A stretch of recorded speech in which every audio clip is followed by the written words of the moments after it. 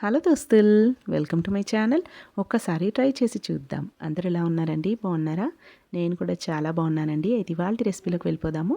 ఇవాళ అయితే నేను మీకు మంచి స్నాక్ రెసిపీ అయితే చూపిస్తానండి. పిల్లలకి ఇష్టమైన స్నాక్ అని చెప్పొచ్చు. ఎగ్ ఫ్రాంకీ అనమాట. మనము సినిమా హాల్స్కి వెళ్ళినప్పుడు, బయట ఎక్కడైనా ఫాస్ట్ ఫుడ్ సెంటర్స్లోకి వెళ్ళినప్పుడు ఇలా ఫ్రాంకీస్ ఇష్టంగా తింటారు కదా పిల్లలు. బయట కొనిచ్చే బదులు ఇంట్లోనే ఈజీగా చేసేయచ్చండి. బయట అయితే మనకు ఇది 150 అలా తీసుకుంటారనమాట.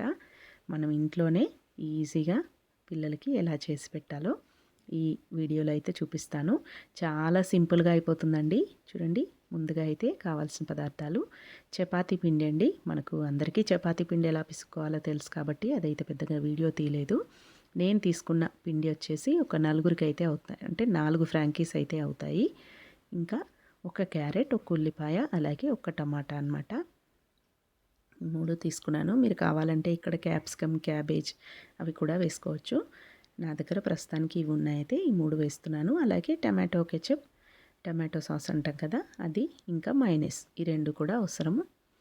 ఇప్పుడు చూడండి, స్టవ్ మీద ఒక ప్యాన్ పెట్టేసుకొని అందులోకి 2 స్పూన్ల వరకు ఆయిల్ని యాడ్ చేసుకొని ఇందులోకి ఇప్పుడు మనం కట్ చేసి పెట్టుకున్న క్యారెట్ ముక్కలు, అలాగే టమాటా, ఉల్లిపాయ ముక్కలు అన్నీ వేసుకోవాలి. వేసుకొని స్టవ్ని హై ఫ్లేమ్లోనే పెట్టుకొని ఇవి కాసేపు టాస్ చేసుకోవాలన్నమాట. ఇవి కొంచెం ఫ్రై చేసుకున్నాక ఫ్రాంకీలో వేసుకుంటే టేస్టీగా ఉంటాయండి. ఉప్పు, మిరియాల పొడి అంతే, ఇంకేమి వేయొద్దు. ఉప్పు, మిరియాల పొడి వేసుకొని కొంచెం కెచప్ కూడా వేసుకొని టాస్ చేసి పక్కన పెట్టేసుకోవాలి. చూడండి, మనం హై ఫ్లేమ్లో ఒక 5 మినిట్స్ పాటు కలుపుకుంటూ ఫ్రై చేసుకున్నామంటే ఇలా బాగా ఫ్రై అవుతాయి. కొంచెం మగ్గితే సరిపోతుంది. కొంచెం క్రంచీగానే ఉండాలి, మరి మెత్తగా ఉడికిపోకుండా ఇలా మగ్గించుకొని హాఫ్ టీ స్పూన్ వరకు సాల్ట్, అలాగే హాఫ్ టీ స్పూన్ పెప్పర్ పొడి, మిరియాల పొడి, అలాగే ఒక 1 టేబుల్ స్పూన్ వరకు కెచప్ అయితే వేసుకున్నాను. ఇక్కడ ఈ కెచప్ అనేది ఆప్షనల్ అండి. ఇది వేయకపోయినా పర్వాలేదు. కావాలంటే మీరు ఇంకా స్పైసీగా తినాలి అనుకున్న వాళ్ళు ఇక్కడ కారమైనా వేసుకోవచ్చు. 1 టీ స్పూన్ వరకు కారమైనా యాడ్ చేసుకొని ఒక్కసారి అంతా కూడా ఇలా బాగా కలిపేసుకొని ఇంక ఇదంతా కూడా ఒక ప్లేట్లోకి తీసుకొని పక్కన పెట్టేసుకోవాలి.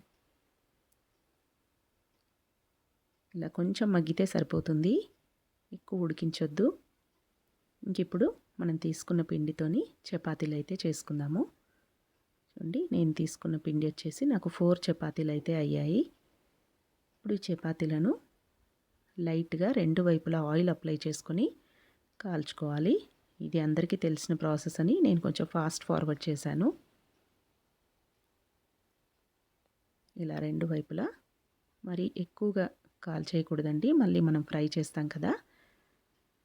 ఇలా అన్నీ కూడా లైట్గా ఆయిల్ అప్లై చేసుకొని 2 వైపులా కాల్చుకొని ఒక ప్లేట్లోకి పెట్టుకొని పక్కన పెట్టేసుకోవాలి. ఇప్పుడు ఒక గిన్నె తీసుకొని అందులోకి ఒక్కొక్క ఫ్రాంకీకి ఒక్కొక్క ఎగ్ అయితే వేస్తున్నాను నేను. కావాలంటే మీరు 2 ఎగ్స్తో అయినా చేసుకోవచ్చు. డబుల్ ఎగ్ ఫ్రాంకీ అంటారు, అలా అయినా చేసుకోవచ్చు.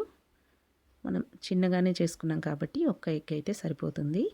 ఇప్పుడు ఈ ఎగ్లోకి హాఫ్ టీ స్పూన్ వరకు సాల్ట్, అలాగే పెప్పర్ పొడి, ఇంకా కారం, ఈ 3 వేసుకొని బాగా బీట్ చేసుకున్న తర్వాత ఇదే ప్యాన్ మీదకి ఆయిల్ అప్లై చేసుకొని అట్టయితే వేసుకోవాలి. క్లిప్పింగ్ మిస్ అయిందండి, నేను వీడియో ఆన్ చేశాను అనుకున్నాను కానీ చేయలేదనుకుంటా. ఇప్పుడు చూస్తే ఫోన్లో లేదు.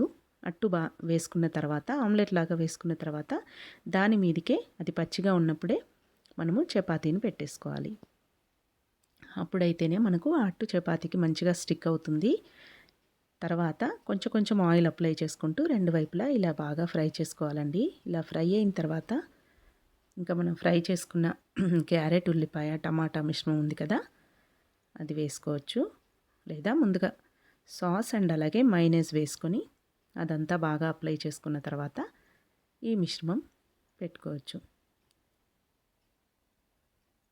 మా పిల్లలు ఇలా తీయగా తినరు అనుకుంటే నేను చెప్పాను కదండి, ముందుగా ఈ క్యారెట్ ఇదంతా ఫ్రై అయ్యేటప్పుడు కొంచెం స్పైసీగా తినే పిల్లలకైతే కారం వేసి ఫ్రై చేయండి. మా పిల్లలైతే కొంచెం ఇలా స్వీట్నెస్గా ఇష్టపడతారనమాట, అందుకని నేనైతే కెచప్ ఎక్కువగా వేశాను. మీ ఇష్టం, మీ పిల్లలు ఎలా ఇష్టపడితే మీరు అలా యాడ్ చేసుకోండి. అంతే అండి, ఇవన్నీ కూడా పెట్టేసుకొని ఇలా రోల్ చేసుకున్నామంటే టేస్టీ టేస్టీ ఎగ్ ఫ్రాంకీ అయితే రెడీ అయిపోతుంది. చేసుకోవడం చాలా సింపుల్ అండి, క్విక్గా అయిపోతుంది. మనం ఇలా పిండి పిసికి పెట్టేసుకున్నాము అంటే, పిండి కలిపి పెట్టేసుకుంటే పిల్లలు వచ్చాక ఇన్స్టెంట్గా ఒక 10 మినిట్స్ లోపే మనం ఇలా చేసి పెట్టేయచ్చు.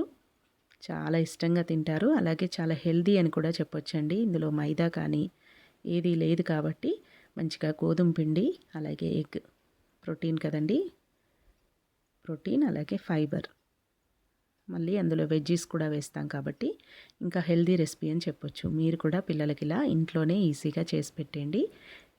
తెలియని వాళ్ళ కోసం అయితే ఈ రెసిపీ చూపిస్తున్నాను. ఇంట్లోనే పిల్లలకు మంచిగా ఇలా చేసి పెడితే వాళ్ళు కూడా హెల్తీగా ఉంటారు. ఇంకా బయట తినిపించకుండా ఇంట్లోనే ఇలా చేసేయండి.